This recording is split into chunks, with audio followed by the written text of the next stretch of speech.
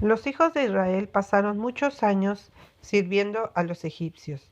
Solo unas pocas familias descendieron a Egipto, pero allí se convirtieron en una enorme multitud.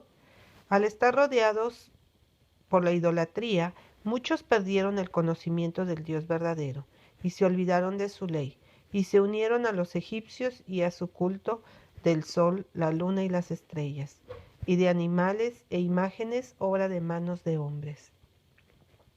Todo lo que rodeaba a los hijos de Israel había sido calculado para que se olvidaran del Dios viviente, pero había entre los hebreos algunos que conservaron el conocimiento del verdadero Dios, creador del cielo y de la tierra. Estos se lamentaban que sus hijos cada día presenciaran las abominaciones de los idólatras que los rodeaban, y aún participaran de ellas para inclinarse ante las deidades egipcias, hecha de madera y piedra, y ofrecer sacrificios a esos objetos inanimados. Los fieles se afligían y en su angustia clamaban al Señor que los rescatara del yugo egipcio, que los sacara de Egipto, para que pudieran librarse de la idolatría y de las influencias corruptoras que los rodeaban. Pero muchos hebreos preferían permanecer en la esclavitud antes que ir a un país nuevo y hacer frente a las dificultades de semejante viaje. Por eso el Señor no los libró mediante el primer despliegue de las señales y maravillas que hizo delante de Faraón. Dirigió más plenamente los acontecimientos para que se desarrollara en su plenitud el carácter tiránico de éste y para manifestar su gran poder ante los egipcios, como asimismo ante su pueblo, de manera que éste se sintiera ansioso de abandonar Egipto y se decidiera a servir a Dios. Aunque muchos israelitas se habían contaminado con la idolatría, los fieles permanecían firmes, no habían ocultado su fe. Por el contrario, reconocían abiertamente ante los egipcios que servían al único Dios viviente y verdadero. Repetían constantemente las evidencias de la existencia de Dios y su poder a partir de la creación. Los egipcios tuvieron oportunidad de conocer la fe de los hebreos y a su Dios. Habían tratado de aplastar a los fieles adoradores del Dios verdadero y se sentían frustrados porque no lo habían conseguido ni mediante amenazas, ni con promesas de recompensas, ni por medio de un tratamiento cruel.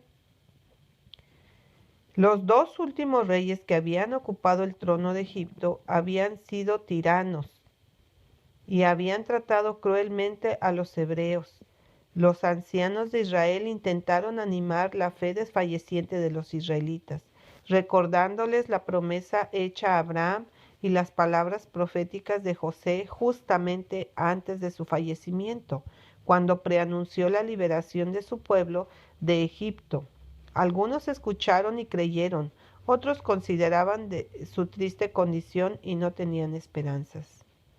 Los egipcios se enteraron de las expectativas de liberación de los hijos de Israel, se burlaron de ellas y se referían irónicamente al poder de su Dios.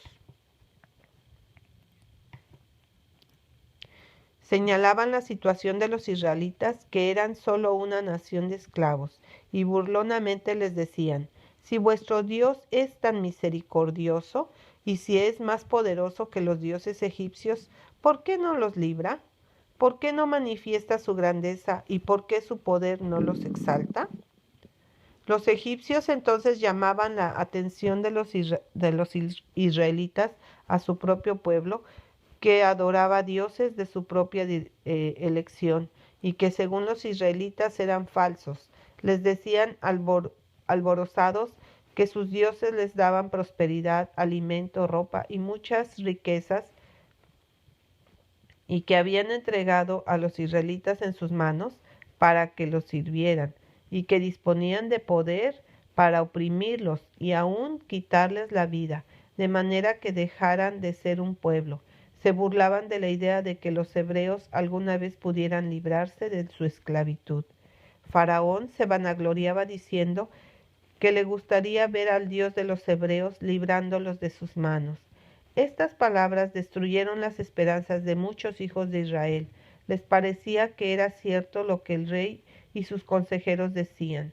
Sabían que se los estaba tratando como esclavos y que debían soportar exactamente el grado de opresión que sus capataces quisieran ejercer sobre ellos. Habían perseguido y dado muerte a sus hijos. Sus propias vidas eran una carga pesada, a pesar de que creían en el Dios del cielo y lo adoraban. Entonces comparaban su condición con la de los egipcios. Estos no creían en absoluto en un Dios viviente capaz de salvar o destruir. Algunos de ellos adoraban ídolos, imágenes de madera y piedra, mientras otros rendían culto al sol, a la luna y a las estrellas. Pero prosperaban y eran ricos. Algunos hebreos pensaban que si el Señor era superior a todos los dioses, no los dejaría sometidos a la esclavitud en medio de una nación idólatra. Los fieles siervos de Dios comprendían que el Señor había permitido que fueran a Egipto por causa de su infidelidad como pueblo y a su disposición a casarse con gente de otras naciones para ser de ese modo arrastrados a la idolatría, y declaraban firmemente ante sus hermanos que el Altísimo pronto los sacaría de Egipto y que quebrantaría el yugo de opresión.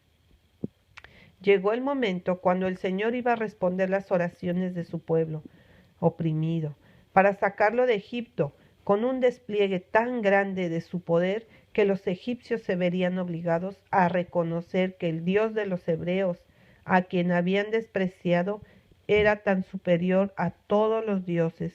Los castigaría además por su idolatría y por sus orgullosas baladronadas acerca de las bendiciones que habían derramado sobre ellos sus dioses inertes. El Señor iba a glorificar su nombre para que otras naciones pudieran oír algo acerca de su poder y temblaran ante lo extraordinario de sus acciones, y para que su pueblo, al presenciar sus obras milagrosas, se apartara definitivamente de la idolatría y le rindiera un culto sin mácula. Al liberar a Israel de Egipto, Dios manifestó plenamente sus misericordias especiales en favor de su pueblo, en presencia de todos los egipcios. El Señor consideró adecuado ejecutar sus juicios sobre Faraón para que éste aprendiera por triste experiencia, ya que de otra manera no se convencería que su poder era superior al de todos los demás. Para que su nombre fuera proclamado por toda la tierra, daría una prueba ejemplar y demostraría a todas las naciones acerca de su poder divino y su justicia.